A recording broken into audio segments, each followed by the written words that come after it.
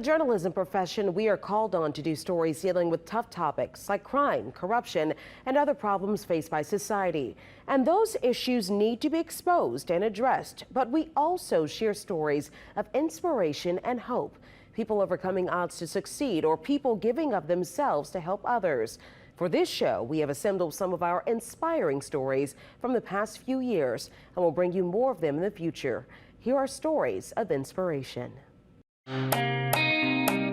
Natwi Tran Calix, who goes by Tiffany, is helping people find confidence one wig at a time, changing people's look, which for some quickly changes their outlook on life. Hair loss is very normal. It's not normalized.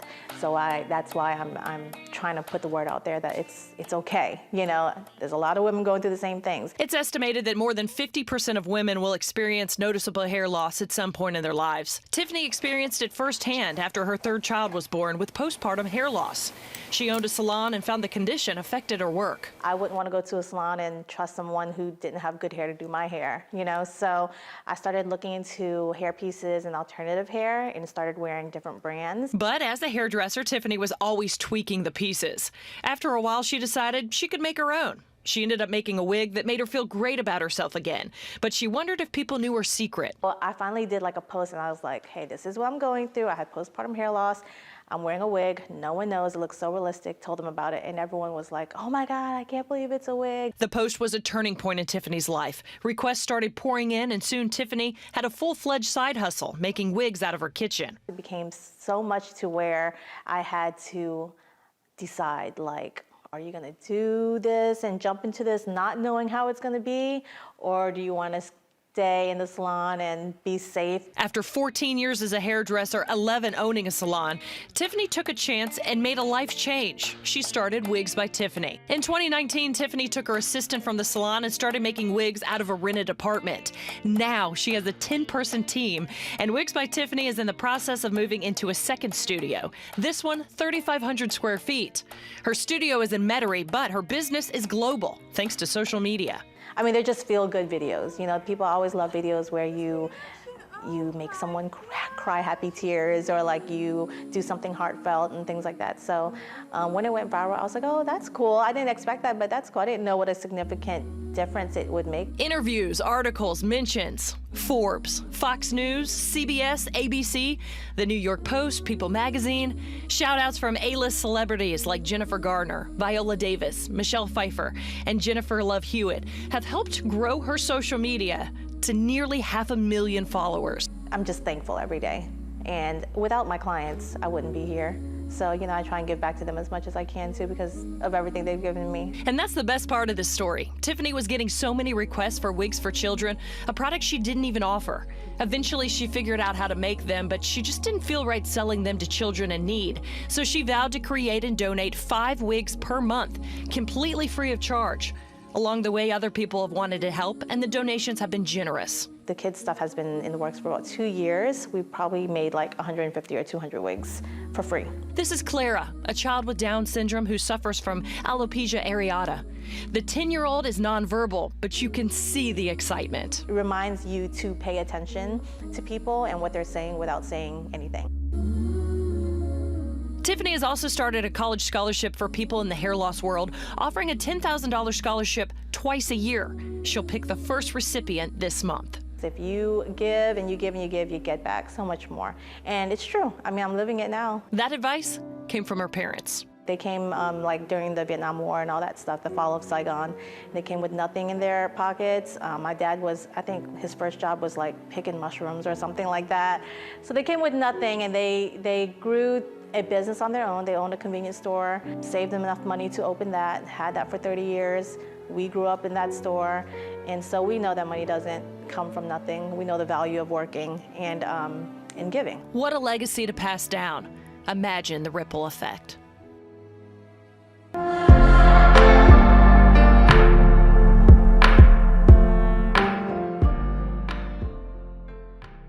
Her brother, who's her best friend, made it all possible. Twins Elijah and Najee Carter have been inseparable since birth, but these two new graduates from Sophie B. Wright High School could have never dreamed just how close they'd be today. I said, God gave me twins for a reason. and I think it was for him to save her.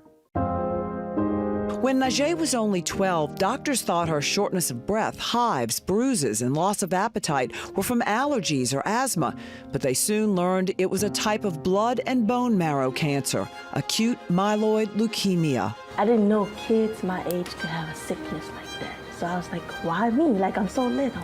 She got better, but then last year it came back. She needed a bone marrow transplant.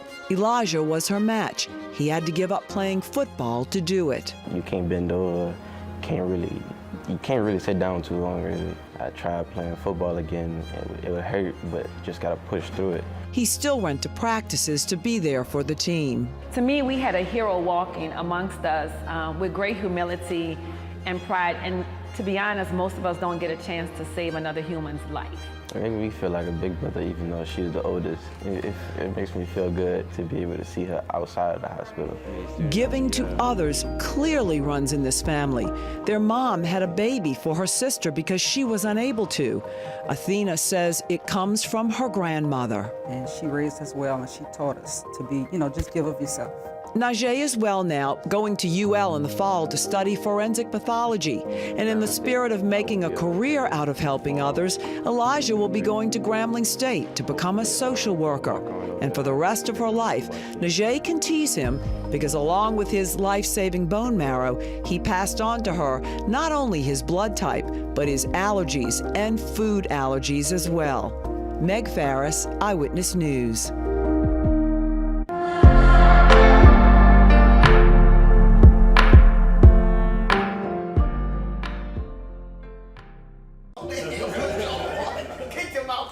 Tayshawn Landry curls up underneath his grandmother, affectionately known as his Lala.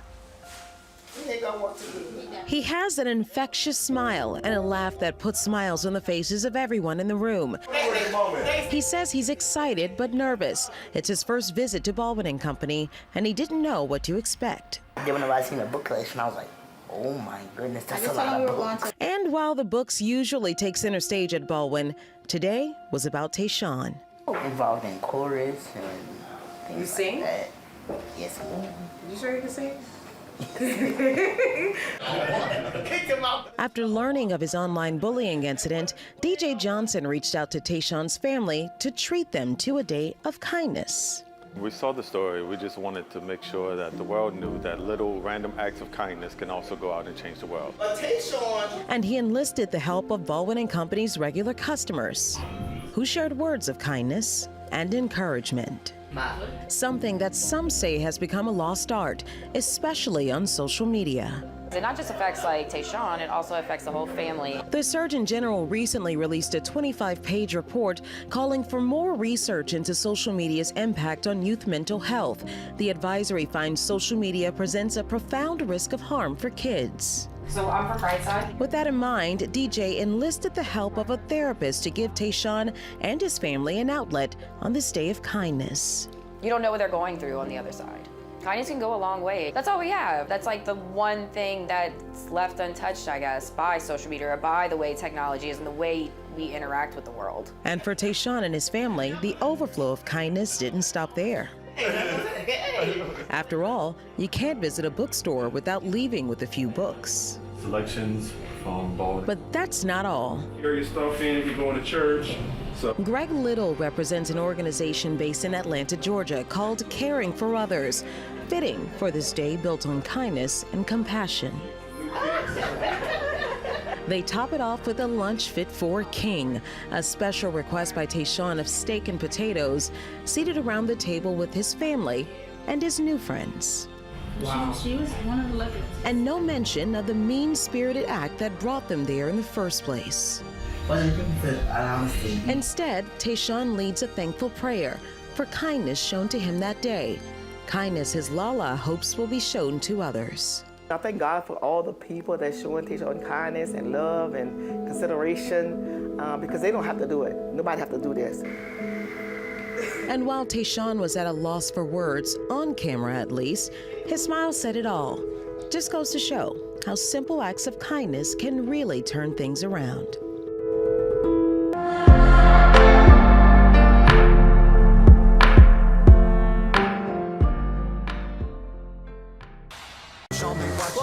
Orleans. Netflix's hit series Queer Eye filmed in New Orleans last summer. And on May 12th, this season will be released. Close that back door for me. It features a thrift store owner in Araby. Goodwill's gonna be so jealous. Miriam Henderson Uloho. I don't know what you take, but I want some. Yes, honey. Quality is nice. She says she spent 4 days with the cast. I stayed in a hotel and I had no interactions with anybody on the outside. And they took me around to get my hair done. They took makeup. We got clothes. I mean, it was the most phenomenal experience you could have ever imagined. And those guys are truly what they appear to be on TV.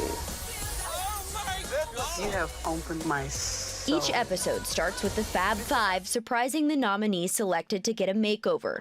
Uloho knew she was chosen, but she didn't know when the team would arrive. I was in the store and I was just working normally like I do, and they just came in. And I was just, everybody was just so amazed, so shocked. It's like, oh my God. But before they ever showed up, she gave Netflix a condition. And I said I would be interested in sharing my story, but they needed to know that my story revolved around prison trauma. Uloho says she refused to lie to law enforcement about a man she met while visiting New Orleans for Mardi Gras. She was charged with obstruction of justice and sentenced to 25 years in prison. She says she was released early because it was her first offense. Still, she spent more than 12 years behind bars. I want people that have gone to prison to understand that there is no way they went to prison and is not suffering from prison trauma. Whether it's remembering the countless strip searches, shakedowns, being locked up in solitary confinement, having your privileges taken away from you. When she got out, she created Sister Hearts. Everything in this store has been an item that has history, has a past, just like us. It's been thrown away, someone didn't want it anymore, just like us. Her thrift store employs ex-convicts, including Anthony Taylor, who nominated Uloho to be on the show. I've been in and out of prison most of my adult life, and I was basically about to return to prison when I met Miriam. Taylor has now been out of prison for 3 years, thanks to Sister Hearts. He says prison dehumanized him. But I was always asked, what's your number, not what's your name? So, you know, I was referred to by that number, and I accepted that. But in accepting that, it took away my identity. I no longer was Anthony. I was 120785. Other ex-convicts that come in the doors of Sister Hearts say Uloho provides a strong foundation to fall back on when the urge to revert to crime itches. When I catch myself backslide, I come here and I reminisce about where I came from. Gary Falcon says he spent 18 years at Angola for DWIs. He's now a business owner. Yeah, I don't drink anymore. She's helped more than 300 formerly incarcerated people through her decarceration program. As Uloho prepares to step on Netflix's global stage, she wants her work to be the star. It helps people to reverse the effects of prison trauma. Her mission is for ex-convicts to recognize the effects of prison trauma so they don't fall into a pattern. In my mind, is the reason that a lot of the crime is being committed in our city. A city that Queer Eye has never featured, showcasing a population often forgotten. Lily Cummings, Eyewitness News.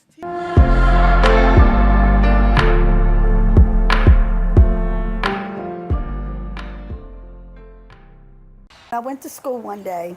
There was another girl, student, who was writing to a girl in England. And she said, does anybody want a pen pal? I took one of them and I wrote to a girl named Susan Wilson.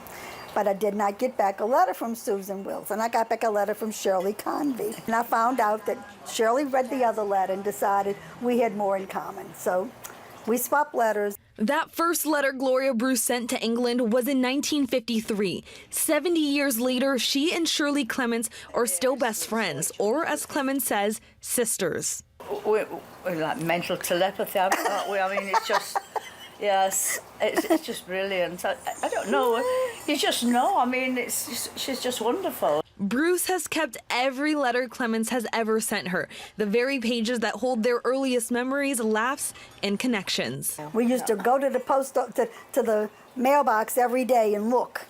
Do we have a letter? No, gotta wait. And they were about 10 pages long, these letters. After 3 decades of checking the mailbox, they finally met in person in the 80s, unsure of how they'd get along. We're gonna like each other? It might not work.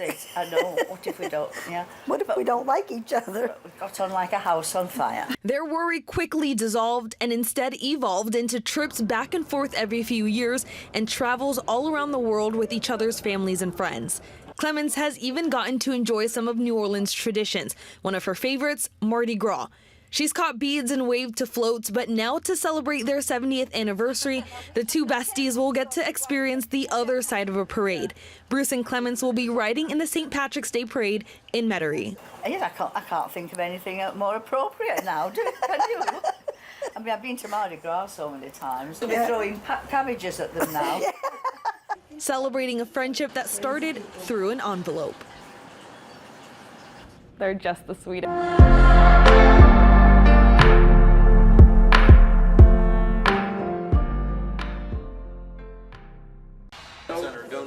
They call and text me all the time. You'll find Michael Adams at the Blood Center in Metairie every 2 weeks. It's not about me, it's helping others. He's been donating for at least 30 years, as far as the Blood Center's records go back. Michael gives platelets and plasma, which allows you to donate every 2 weeks. Most whole blood donors are able to give every 8 weeks. He's their top donor. This week they honored him with this plaque. Hey, I'm not counting all this stuff. I'm not paying attention to any of this. He didn't set out to win anything, but to prevent loss. My brother had cancer for about 25 years. I lost him in February of 2017, and I've been donating to him. The Blood Center let him donate platelets directly to his brother. In the 90s is when he got really sick, and that's when that was it. I was gonna never stop donating. At age 72, there's no slowing him down. It's the Lord blessing me so that I can bless others. This week he hit a milestone, 50 gallons donated. We visited our friends at Ferret Hardware and Paint to figure out just what 50 gallons looks like. 50 gallons of blood would fill 50 of these or 10 of these 5-gallon buckets, or 1 of these. But the real number that matters is how many lives he's saved. We expect that he's been able to touch over 1,000 lives. All of the Blood Center's donations go to hospitals in South Louisiana and parts of southern Mississippi. The blood that is given here stays in our community. Now Adams has one message for the community. Donate to the Blood Center. Help them help our family members with the cancer and the other things that are going on, that the platelets and plasma and the blood cells help to save lives. And that's what we're here to do. In Metairie, Lily Cummings, Eyewitness News.